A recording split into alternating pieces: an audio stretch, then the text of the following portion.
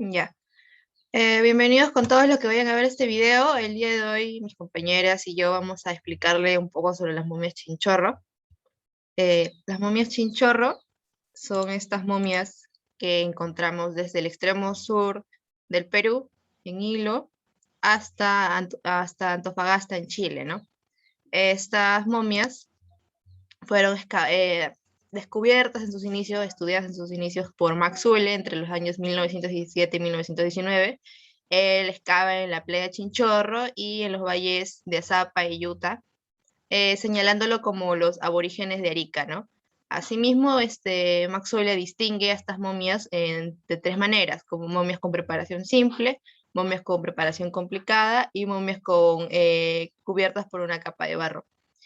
Ule pone a estas momias, las de preparación complicada, como una de las más antiguas, ¿no? Aunque con estudios posteriores, pues se va a establecer un mejor fechado para estas momias. También los estudios de Ule fueron apoyados por un investigador danés, Anker Nielsen, que también excava varios sitios de Chinchorro, pero las publicaciones se llegan a perder, y solamente pues uno de los aportes más reconocidos de este investigador es el descubrimiento de una estatuilla, una momia pequeña, ¿no? Para la década de los 60, Luis Álvarez desentierra 18 momias en las playas de Chinchorro y Playa Miller, y descubre pues también estas momias estatuilla, ¿no? A lo que este investigador propone a manera de hipótesis de que los chinchorro habrían desarrollado una especie de estilo de vida antropófaga, por lo mismo de que descarraban a sus muertos. Para los años 70 también se descubren más cuerpos chinchorro en la desembocadura del río Loa, y estos estudios de las momias empiezan a tener mayor atención para los años 80, ¿no? Especialmente con Bernardo Riaza y otros investigadores, quien proponen para el año 84 la clasificación estándar, ¿no?, de estas momias: momias negras, momias rojas y momias con vendaje. A ver, ahora, hablando sobre los chinchorros, estas momias son muy particulares porque destacan por el complejo tratamiento que les habrían realizado, ¿no? Siendo esta cultura, los chinchorros, un grupo de pescadores, recolectores, pescadores del arcaico, es decir, una sociedad que no era tecnológicamente muy sofisticada, muy desarrollada, y no tenían una organización social muy definida. Simplemente eran pequeños grupos que se sentaban a lo largo de la costa del desierto de Atacama, y también pues obtenían sus recursos pues del mar y de algunos de los valles, ¿no? Entonces ellos destacan por el complejo proceso de sus momias, que básicamente consistía en los cuerpos que eran extraídos de sus órganos, es decir, eran enviscerados, eran descarnados, eran secados al fuego o en brasas o cenizas calientes, y posteriormente pues estos cuerpos que eran desarmados también eran vueltos a armar con una especie de armazón o palos de madera que los introducían, y estos eran sujetados con amarres para posteriormente ser moldeados con algún relleno de arcilla y barro, ¿no? Luego de este relleno, pues se le empezaba a agregar otros elementos como una máscara, una peluca, faldellines, entre otras cosas, ¿no? Que más adelante lo iremos explicando. Para finalizar también acerca de las momias chinchorro, es importante mencionar pues el ambiente en el que se desarrollaron los chinchorro, que básicamente fue pues en las costas, ¿no? Ellos obtuvieron bastantes recursos del mar, como anzuelos, otros artículos que utilizaban en la pesca, que están muy asociados a estos entierros chinchorro, ¿no? Y gracias a este contexto geográfico y a la abundancia de la fauna marítima, pues empezaron a elaborar pues muchos de estos elementos que se van a encontrar pues en muchos de estos sitios con entierros chinchorro. Bueno, le doy paso a mi compañera Cochache. Siguiendo con la exposición, hablaré sobre los procesos y las técnicas de la momificación. Los chinchorros fueron el primer grupo humano de la costa sudamericana que rindió culto a sus antepasados y a la muerte. Consideraban que sus momias formaban parte del mundo de los vivos, ya que dejaban los cuerpos con los ojos y la boca abierta. Las momias chinchorro fueron cuerpos inhumados en forma extendida en la posición de cúbito dorsal, recostados, semidesnudos y con pocas ofrendas. Ellos se enterraban de forma superficial y con frecuencia envueltos en mortajas. Hubo dos procesos de momificación, que es la natural y la artificial o momias de preparación complicada.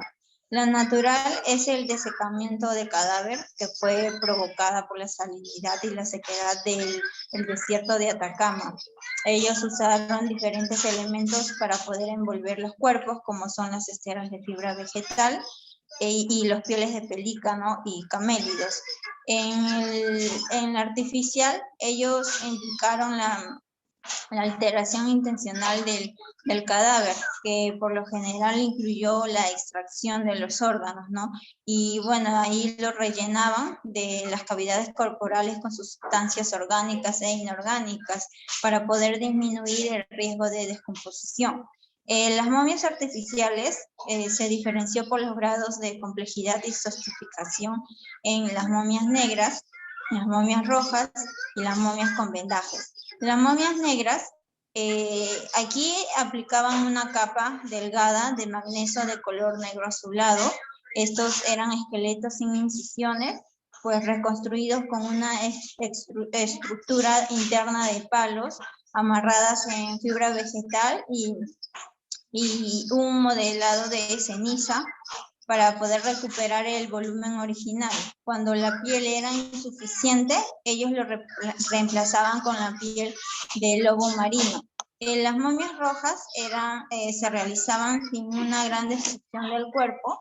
Ellos primero los órganos eran removidos a través de incisiones para poder darle rigidez.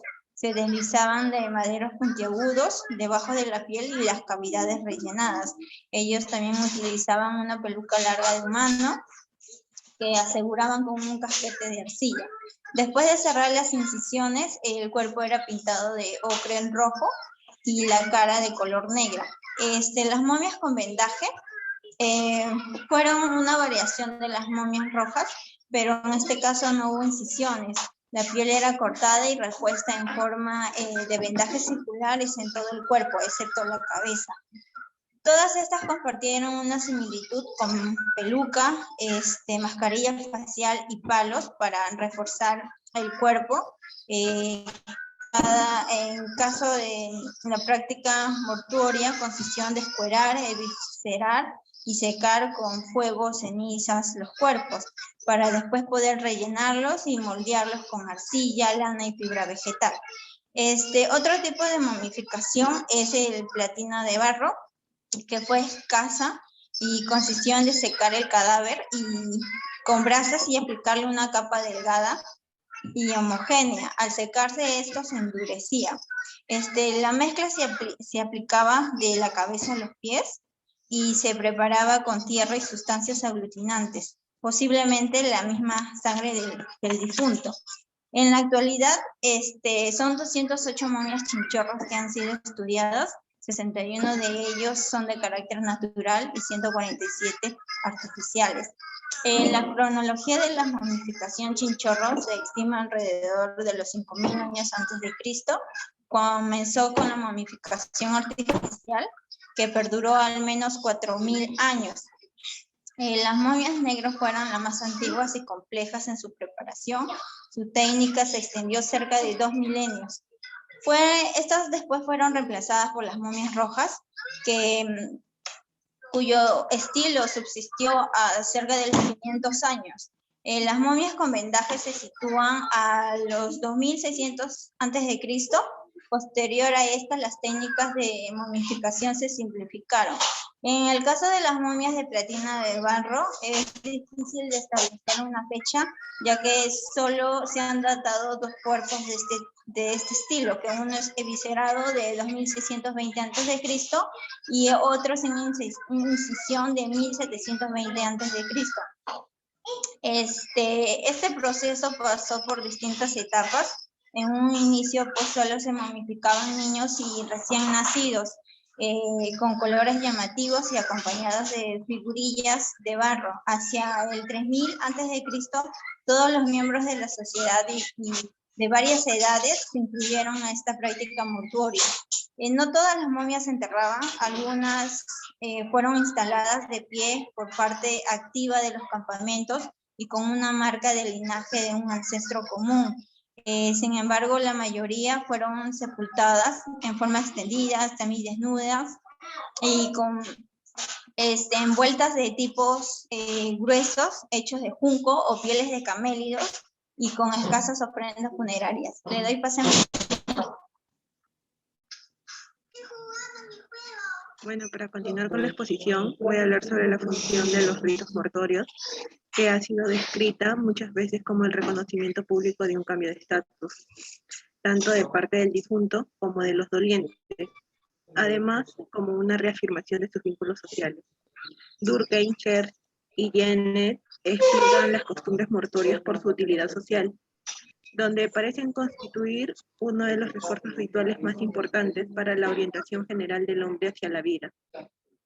Para los investigadores modernos, el tratamiento realizado en cuanto al cadáver, la tumba y los símbolos que contienen reflejan un poco más que un concepto de estatigración y rango. En el mundo indígena americano y específicamente andino, hay obviamente un gran énfasis en la muerte y en general. Se postula que las manifestaciones más elaboradas relativas a este culto reflejan una característica de las sociedades estratigráficas, mientras que las sociedades simples, desde un punto de vista estructural o igualitaria, tienden a disponer de sus muertos en una forma menos elaborada. Para Max Uhle, realizó una clasificación de las momias halladas por él en 3 categorías, lo que es preparación sencilla, preparación complicada, cuyo procedimiento involucraba la evisceración de las cavidades del cuerpo, la desecación con fuego, el relleno con diversas sustancias, extracción de la masa encefálica y relleno similar al anterior, introducción de palitos en el cuerpo y finalmente lo que es la reconstrucción de la parte externa del cuerpo y de la cabeza, con el propósito de dar al cadáver el aspecto que había tenido en la vida. Y la tercera clase, que se llama el procedimiento más curioso de momificar que ha visto el mundo, que consistía básicamente en el revestimiento del cadáver con una capa de barro o arena mezclada con algún otro líquido, de tal manera que pareciera una estatua. También, de acuerdo a Uhle, el programa mortuorio consistía básicamente en 3 etapas, que era el procedimiento seguido inmediatamente después de la muerte del individuo. Por ejemplo, que después de la muerte se guardaba a los muertos un tiempo antes de sepultarlos, ya que varios de ellos mostraban huellas de putrefacción. La segunda etapa, que comprendía el proceso de la momificación, era que a veces incluía la extirpación de los fetos en los cadáveres femeninos, y la tercera etapa, que constituía la inhumación, que a veces a poca profundidad o en capas formadas de varios individuos, en posición de cúbito dorsal o lateral, que estaban envueltos en esteras o cueros de animales. Eso es todo, gracias. Bueno, eso es todo con la exposición. Espero les haya gustado y estaremos gustosos de responder sus preguntas. Muchas gracias.